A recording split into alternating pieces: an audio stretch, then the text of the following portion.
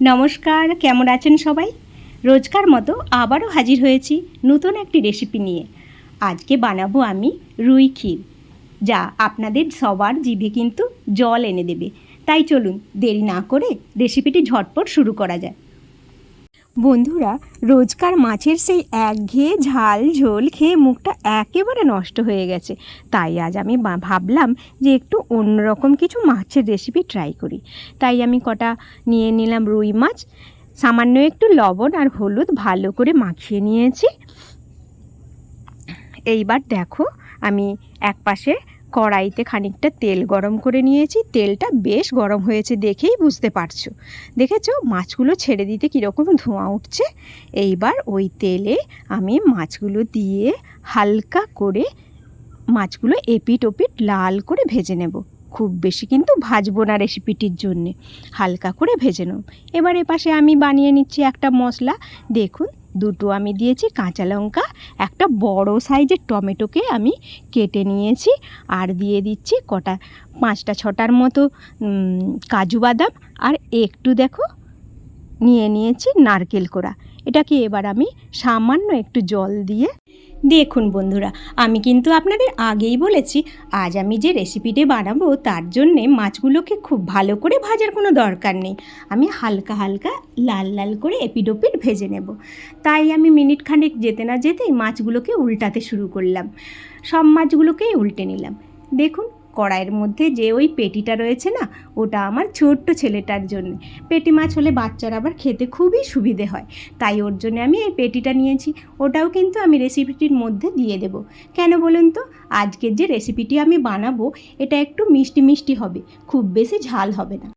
দেখুন বন্ধুরা, আজকে আমার এই রেসিপিটি অনুযায়ী বাড়িতে একবার কিন্তু আপনারা এই রেসিপিটি ট্রাই করবেন, দারুণ লাগে কিন্তু খেতে।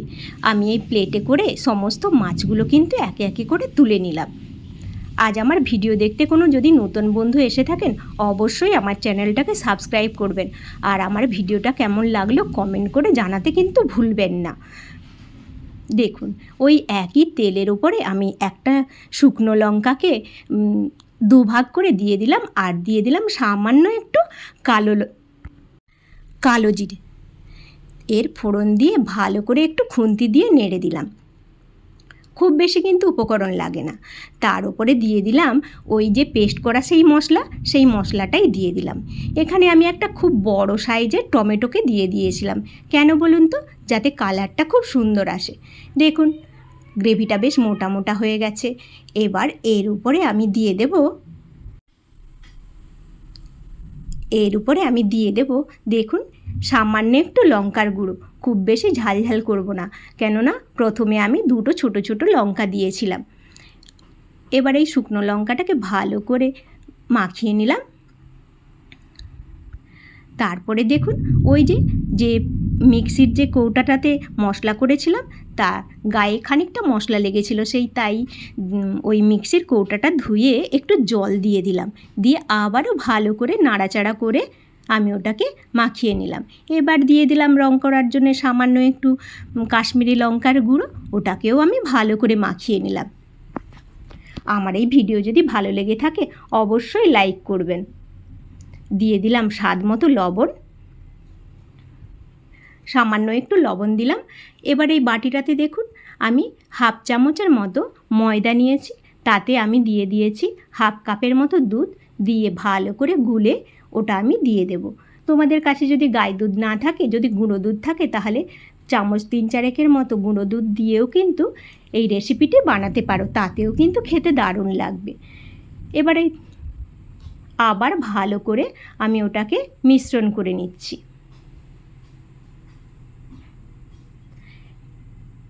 দেখুন সুন্দরভাবে কিন্তু ফুটছে। এবার ওই বাটিটা ধুয়ে আরও একটু সামান্য জল দিয়ে দিলাম। খুব বেশি জলের কিন্তু প্রয়োজন নেই, এটা একটু মাখো মাখো হবে। খুব সুন্দরভাবে ওটা ফুটে উঠছে, বেশ মোটা মোটা আছে। এবার কিন্তু আমি মাছগুলোকে দিয়ে দেব, আর বেশি দেরি করব না। এবার দিয়ে মনে হলো যেন সামান্য একটু লবণটা কম আছে, তাই একটু আবার লবণ দিয়ে দিলাম, এবং স্বাদ অনুযায়ী দিয়ে দিলাম সামান্য একটু চিনি। যে কোনো রান্নাতে আপনারা সামান্য একটু চিনি দিবেন, দেখবেন ওর স্বাদ যেন দ্বিগুণ বেড়ে যায়। এবার আমি মাছগুলোকে সমস্ত দিয়ে দিলাম, দিয়ে একটু উল্টে পাল্টে মশলার সঙ্গে সামান্য একটু ফুটিয়ে নিলাম।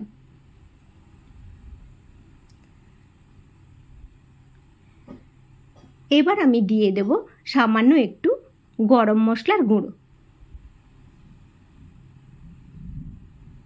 ব্যাস, আর অন্য কিছু উপকরণ কিন্তু এখানে লাগবে না। দারুণ স্বাদের এই রেসিপিটি আপনারা বাড়িতে একবার হলেও ট্রাই করবেন।